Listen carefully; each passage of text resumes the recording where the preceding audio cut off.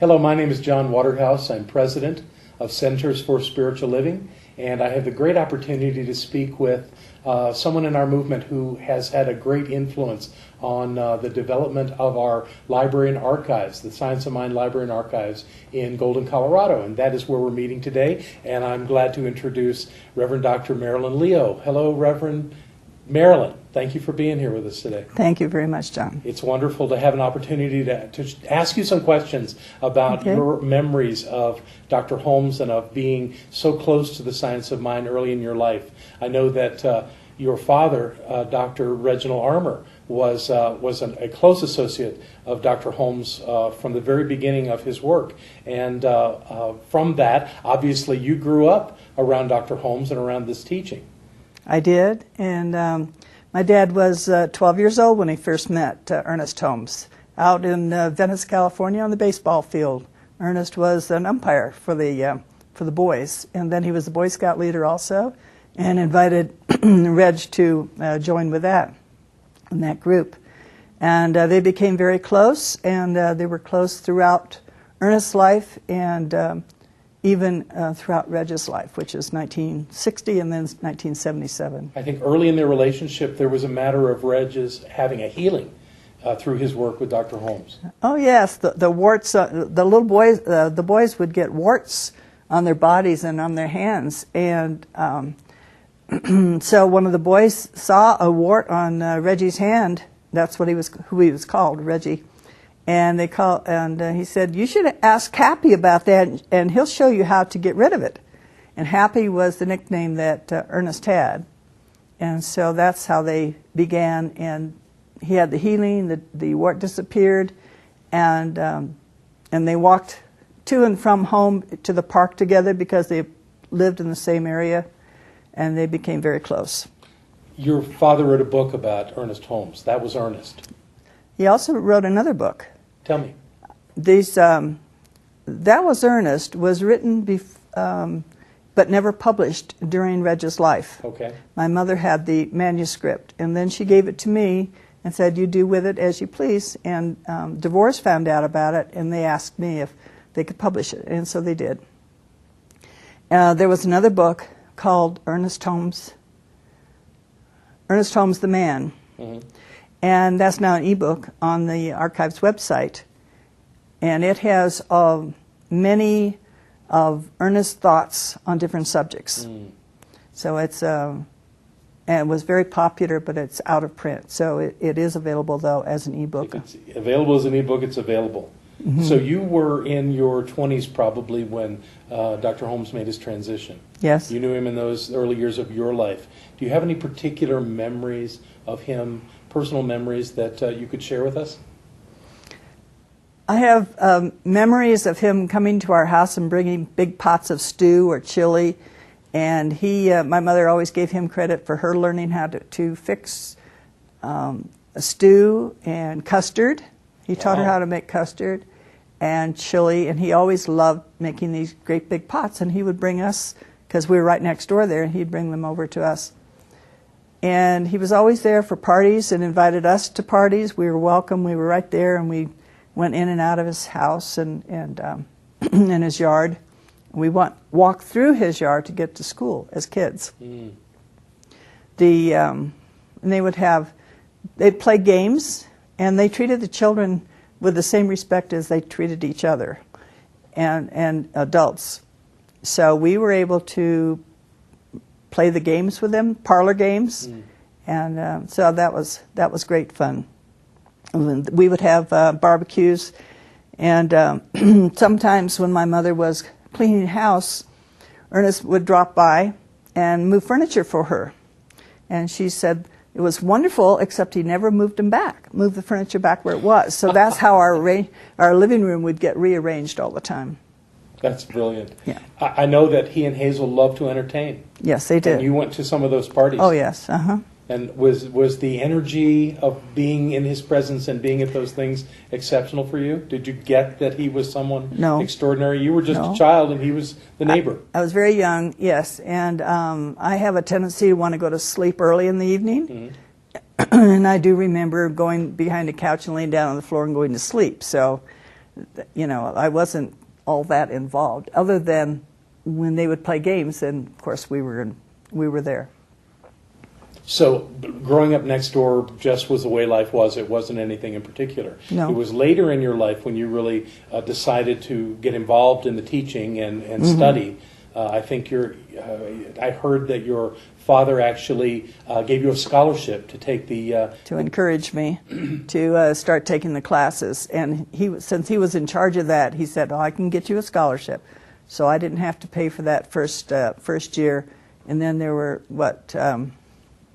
2 years, and then 2 years a practitioner. And that was, I was the middle of at the end of my second year practitioner when I married Richard Leo. Yes. In Was he 1981. a student as well, or was he a teacher? No, he was a teacher. He was a minister at that time. I see. We had met in the 1950s in a public dance, and he mentioned the Institute and how he was a director for the teens, Wow. for the youth. And I was in shock because, I said, well, I know some people over there too. So I, got a little bit involved with the youth with him at that time. But then he went his way and I went up my way. And but then we got back together in 1980, and then we got married in 81. So by then you were already a practitioner? No, No? I had a practitioner in the 80s? In 81, I was at the end. I had one more semester. And unfortunately, it's not a good idea for your husband to be your teacher. Let me just put that in there. Okay. It's just a challenge, that's all. I'm sure that was part of the process. Good Yep. for you. Yeah, but that's what we did. And we had moved, we were in Santa Rosa at that time, and then we had moved to Oregon. Mm-hmm. So in the process of your becoming a practitioner and then becoming a minister in our movement, obviously you grew a great interest in the teaching, specifically the teachings and the principles that were practiced by Ernest Holmes. You've written some amazing books. You were this one, In His Company, is a story about Ernest that you put together. And then you've also then worked with his teachings through this compilation, Love and Law. Yes, this was first. And that has become a real standard for our people to go to understand the teachings that we have. Yes, these classes were in 1918, right at the end of World War I. And people, they love the stories there and his talks. This one was, I think this was in the late 90s. Okay. And this one here was in 2007 or sometime around there. But this one is basically, even though I wrote it's interviews with many people who took classes with Ernest, had healings with Ernest, or knew him personally. So that was a lot of fun. So let's start here. Do you recall a story, something that you learned, either your experience or someone else's experience, that really dazzled you from that particular book? Dear, you should have warned me about this. I should have warned you. Huh? Anything at all that you recall a story about Ernest. I love the furniture story. That was anything that maybe goes back into the teachings a little more, something that really stuck with you. Anything like that? No, I can tell you about some personal healings that he. There you go. That he did during the Reverend Roger Harrison, when he was a youth. And he was a co-director with Richard, my husband, when they went to Asilomar. And in Roger's youth, he had experienced rheumatic fever. Yeah, rheumatic fever. And he had, one night while they were at Asilomar, he had an experience of it coming back and got a high fever. So, of course, they immediately called Ernest to come and see him. And Ernest did. He did his treatment. And then the next morning, Roger was just fine. And Roger said that he only experienced having the fever one more time in his life. And he's still living, but he never had an experience after that. Brilliant. There's another story about Ernest in his own healing. He always said that his first healing was of himself and his own sensitivity to his feelings when other people would criticize him. That kind of sensitivity, and he healed himself of that. And then another healing took place when he had some people at his home that he took a few of them out in the rose garden. They always had rose gardens. In the rose garden, just for a walk before dinner. And he evidently, a thorn made a big gash in his arm. And, of course, everybody got all excited. Don't you want to go to the emergency? All that? No, it'll be just fine. And then someone went and got a clean towel, and he just wrapped it around his arm. And then sometime later, after dinner and they were sitting around talking, someone thought about it and asked him how his arm was, because he insisted, it was fine. He never, it's just okay. So when it was mentioned later, then he removed the towel, and the skin, I was told by a person who was there, the skin was like a baby's skin, very, just like new skin. Wow. There's no sign of the thorn at all. I have heard that he did his practitioner work often in his library in his house. I would say yes.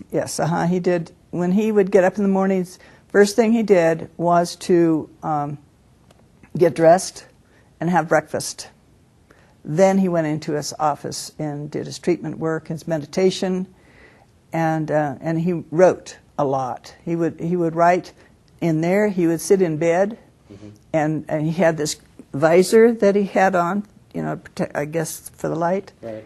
And then he would write, do lots of writing, and he would write in pencil on these cardboard, these shirts that come. They come in folded shirts, and I understand they still do, in laundered shirts. Yes, they do. And he had those, and he would use those for his writing. He would write on anything he could find. That's wonderful. Mm-hmm. His nickname was Happy? When he was a young young man. Mm-hmm. And he was good with that. He liked that people called him that, from what you've been told? I suppose so. I never heard him called that. Okay. And another thing, I never heard him called Ernie either. And I asked Bill Lynn, who knew him very, very well, who was the business manager, and was around for some 30-some years. And he said, no one ever called him Ernie. He once in a while would call himself Ernie, but nobody ever called him Ernie to his face or anything. I don't know about behind his back. I remember hearing a story that Bill Hornaday talked about where he would emphatically introduce himself as Ernest Holmes. Absolutely. Almost with the idea that whoever he was speaking to would know who that was. Oh. I love that. What a healthy ego. Mm. Well, he and Hazel, I was 8 years old when I first met him, and he and Hazel both insisted that we call them Ernest and Hazel. Really? It was never Mr. Holmes or Mrs. Holmes. It was always Ernest and Hazel, and that's everyone called him Ernest and Hazel. That's lovely. So they always had this resonance with people of wanting to have more or less an intimate, real relationship with everyone. He was very down to earth, and he was mischievous looking sometimes. He had that twinkle in his eye. And he just loved people. He loved being around people. He loved to talk to them. And he would walk up to a stranger and say, I've been thinking about this, this, and this. What do you think about that? Because he sincerely wanted to know what their ideas or what their thoughts were about that particular subject. And that's what he did at parties too. Mm. You became a minister in the 1980s. Yes, in 85. You and Richard started a community? In Medford, Oregon. Medford, Oregon. And Richard was the minister in the Santa Rosa Church when we got married. We were married there in the church with Dr. Robert Scott from San Jose married us. Mm-hmm. Very nice. And do you think that your early relationship with Dr. Holmes had any influence on you wanting to go into ministry? I don't think so. Because I was never one that wanted to get up in front of people and talk. Right. And until I took classes on homiletics, but it was through Toastmasters that I first started learning to speak. And I just seemed to lose that nervousness. I mean, I'll get nervous, but But small talk, but getting on the platform doesn't seem to bother me very much. So that's good. But it was my dad and his insistence. And I think just the atmosphere of being around my mother and father and Ernest and Hazel and all of and their friends and the Institute and all that, I think it just kind of rubbed off, so to speak. Of course. But then when Richard and I were married and I became a practitioner and we were doing basically the same work. He would do the Sunday talks, but then the rest of it we were both doing. And he didn't care to go to hospitals and that, and I would.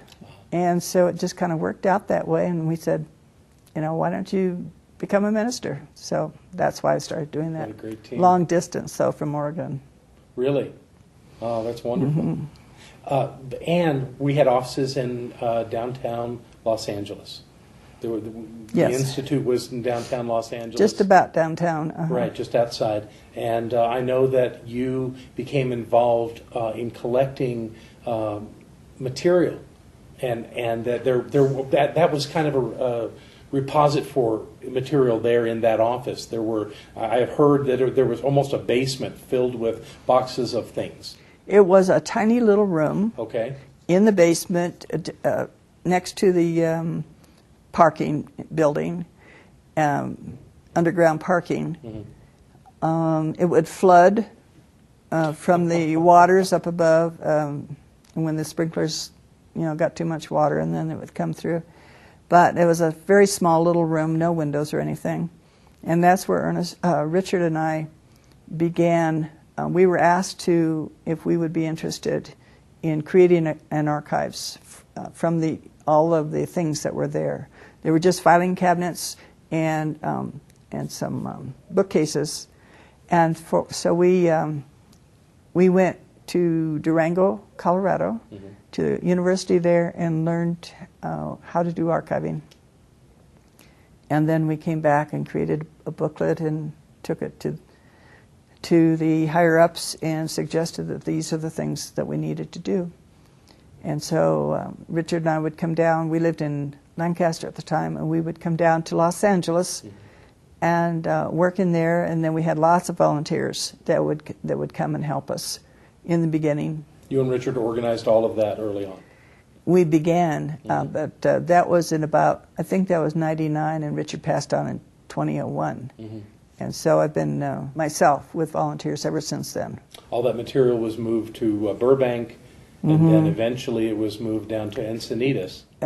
When they were moving for Burbank is when I asked the then RSI and United Church if they would cooperate and allow an archives and library foundation to be stewards for all of the important papers to keep the history. And they agreed, and with the help of the Heffernan Foundation, we were able to then create a corporation, a 501c3, and we kept the archives and library in Southern California. We went to the Holmes Institute campus and rented a building on the campus and put everything in there for a couple of years. And then you moved all of that here to Golden, Colorado, right, where it is beautifully displayed, and you've amassed quite a bit of information. Yes, I'm constantly requesting people who have written books and who do music and make CDs to give us at least one and perhaps two copies of their work so that we can hold those in the archives. And they are part of our history, and we want to have that acknowledged. And you have quite a bit of personal material that was Dr. Holmes. My favorite, I think, is from a very well-known picture of him standing in front of a station wagon. He's in a plaid shirt. And I remember the day in the archives where you or someone pulled out a box and opened it up, and there was that shirt. We have one of them in the archives. So you have personal things like that as well. Oh, yes. So we have furniture from his home that he had given to my mom and dad, and then when my mom passed away, then I donated it to here, to the archives. I believe his desk is here as well, from his office in In Los another Angeles? place, not in the archives Right, area, but in the in building. someplace in the building, I Right. understand. So Yes. anyone that would visit the archives and library could spend a great amount of time just exploring the Right. history of our organization, including the personal history of Dr. Holmes. That's right. And there's lots of furniture and artifacts that were in the old original Institute building, which there's a picture of it back there. Mm-hmm.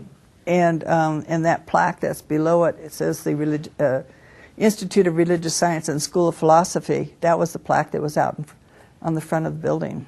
And that was the second home office of the Institute. So when people say that we as religious scientists have a very rich history, you're actually the one that could be credited with demonstrating the proof of that by amassing all of this information and showing everyone that we really came from these wonderful beginnings of the work of Dr. Holmes and all of his associates, including your father and all those that worked and learned. And so thank you. Thank you for all you've done to make this possible for all the students of Science of Mind to have a place like this to come to learn and to remember all these wonderful things that have happened over the years. Thank you for being here and doing this. You're welcome. We're all very grateful. And You're thank you welcome. for watching and being a part of this conversation. It's been wonderful.